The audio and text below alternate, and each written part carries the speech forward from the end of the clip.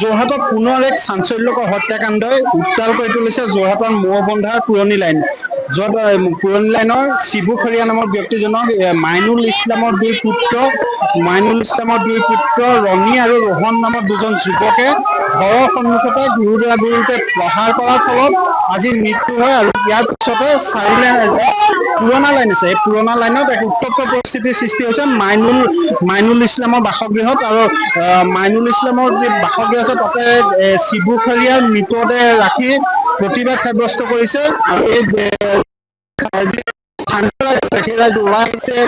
উত্তাল পৰিৱেশৰ সৃষ্টি আৰক্ষী থানাৰ অন্তৰ্গত এই ঘটনা সংঘটিত হৈছে। আৰু যি মাইনুল ইছলাম, সেই মাইনুল ইছলামক এক প্ৰকাৰে সন্দেহজনক নাগৰিক আখ্যা দিছে আৰু তেওঁৰ বিৰুদ্ধে ঘৰতো উচ্ছেদ কৰাৰ দাবী উত্থাপন কৰিছে। ইয়াত যিহেতু তেওঁ আহি ইয়াত ঘৰ লোৱা বেছি বছৰ হোৱা নাছিল আৰু তাৰপিছতে এই অভিযোগ উত্থাপন হৈছিল। আৰু এতিয়া যি মাইনুল ইছলামৰ দুই পুত্ৰ ৰোহন আৰু ৰণী দুই পলাতক অৱস্থাত আছে বুলি জানিব পৰা গৈছে।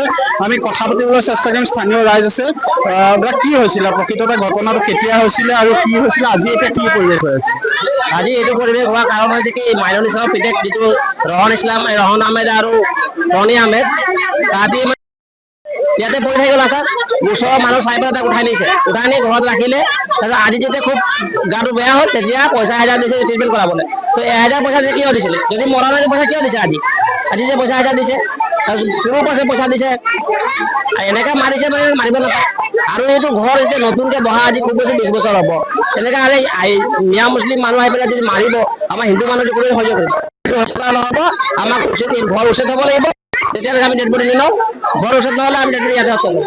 আৰু যোৰহাটৰ যি পুলিচ আৰক্ষী আছে, সেই আৰক্ষী আহি এতিয়া ঘটনাস্থলীত উপস্থিত হৈছে। তেওঁলোকে কি কৈছে? তেওঁলোকে গ্ৰেপ্তাৰ কৰিব নে কিবা আশ্বাস দিছে নেকি?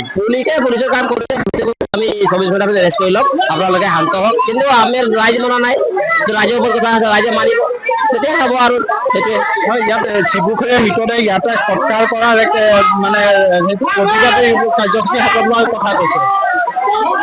হত্যা ইয়াতে কৰা হ'ব, কিয় মানে কি এইটো তাহাঁতৰ ভুলতে এইটো মৰিছে, নহ'লে এইটো ঘটনা সেইটো কাৰণে হৈছে। এতিয়া হত্যা ইয়াতে হ'ব, ৰাইজৰ এজেণ্ট যি এইটো এজেণ্ট চব থাকিব। নিশ্চয়কৈ যদি ৰণী আৰু ৰোহন যি দুই অভিযুক্ত, সেই অভিযুক্তক যদি গ্ৰেপ্তাৰ নকৰে তেন্তে শিবুখৰীয়াৰ যি মৃতদেহ মাইনুল ইছলামৰ বাসগৃহতে সৎকাৰ কৰিব বুলি এতিয়া দাবী কৰিছে স্থানীয় ৰাইজে। আৰু এক প্ৰকাৰে দেখিবলৈ পাইছে যি এক বিশেষ সম্প্ৰদায়ৰ ব্যক্তি আছিলে মাইনুল ইছলাম, আৰু তেওঁৰ বিৰুদ্ধে সন্দেহজনক নাগৰিক বুলিও কৈছে। আৰু তেওঁৰ ঘৰ উচ্ছেদৰ দাবী উত্থাপন কৰিছে স্থানীয় ৰাইজে। ইয়াত বৰ্তমান মোক সহযোগী কেমেৰা পাৰ্চন দেখক, মাইনুল ইছলামৰ বাসগৃহত বৰ্তমান খিৰিকী ভাঙিছে স্থানীয় যি ক্ষোভিত ৰাইজ আছে, ক্ষোভিত ৰাইজে পাথৰ মাৰি ঘৰ ভাঙি দিছে। আমি একমাত্ৰ ডান নিউজ প্লাছৰ দৰ্শকসকলক দেখুৱাম, প্ৰত্যক্ষভাৱে দেখুৱাম, এক্সক্লুচিভ ভিডিঅ' আছিলে। ঘৰ ভাঙিছে, ইয়াৰ পিছতে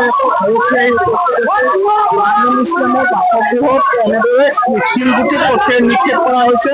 আৰু এনেদৰে এতিয়া একেবাৰে উত্তাল হৈ পৰিছে সমগ্ৰ যি পুৰণা লাইন আছে, পুৰণা লাইনত উত্তপ্ত পৰিস্থিতিৰ সৃষ্টি হৈছে। মোৰ সহযোগী কেমেৰা পাৰ্চনে দেখুৱাইছে ইয়াত পৰিৱেশ। পুলিচ আৰক্ষী ইয়াত নিয়ন্ত্ৰণৰ চেষ্টা কৰিছে। আৰু ইতিমধ্যে মাইনুল ইছলামৰ বাসগৃহলৈ শিলগুটি পৰ্যন্ত নিক্ষেপ কৰিছে স্থানীয় ক্ষোভিত ৰাইজে। তেওঁলোকে দাবী কৰি আহিছে শিবুখৰীয়াৰ যি মৃতদেহ ইয়াতে সৎকাৰ কৰাৰ দাবী কৰিছে। আৰু তেওঁ কি হৈছিলে? এইটো মোৰ ককাইদেউ আছিলে, নিজৰ ককাইদেউ। হাজিৰা কাম কৰি থাকে সদায় মানুহ ঘৰে ঘৰে হাজিৰা কাম কৰে। সেই নিদুখী মানুহটো কিয় সিহঁতি মাৰিব মিয়া পাৰ্টিয়ে? এইকেইটা মিয়া বাংলাদেশী মিয়া, এই বাংলাদেশী মিয়া সিহঁতৰ ঘৰ দুৱাৰ চব ভাঙি খেদিব লাগিব। ইয়াৰ পৰা আমাৰ ইয়াৰ পৰা খেদিব লাগিব। গতিকে আমাৰ ন্যায় লাগিব, শিবুখৰীয়া ন্যায় লাগিব। স্পষ্ট কথা, ইয়াত মিয়া দাদাগিৰি একদম নচলিব। আমি বাগানীয়া মানুহে কেতিয়াও কিন্তু মিয়াৰ এই দাদাগিৰি আমি কেতিয়াও কিন্তু সহ্য নকৰো। মাইনুল হকক ডাইৰেক্ট আমি কৈছো, স্পষ্ট কথা কৈছো, তেওঁৰ এই দাদাগিৰি নচলিব। ই আহি পেলাই ইমান কম সময়ত ইমান সম্পত্তি গোটাই ললে, কেনেকৈ গোটাই ললে? ই মানে জৰুৰী মানে এইটো কি বোলে 2 নম্বৰ কাম কৰি আছে। ই 2 নম্বৰ কাম কৰি আমাৰ গাঁৱত ইমান 50 বিঘা অধিক মাটি ক্ৰয় কৰিছে আমাৰ মানুহৰ বাগানৰ পৰা। ইমান সোনকালে ইমান ডাঙৰ অট্টালিকা সজাৰ কিন্তু কোনো মানুহৰ হাত নাই। ই কিন্তু এক প্ৰকাৰে দেখিবলৈ গ'লে যি এক উত্তপ্ত পৰিস্থিতিৰ সৃষ্টি হৈছে। মোৰ সহযোগী কেমেৰা পাৰ্চনে সামগ্ৰিক দৃশ্য দেখুৱাই আছে। মাইনুল ইছলাম যিজন ব্যক্তি, তেওঁ সন্দেহজনক ব্যক্তি বুলি কৈছে আৰু তেওঁ বৰ উচ্ছেদৰ দাবী কৰিছে।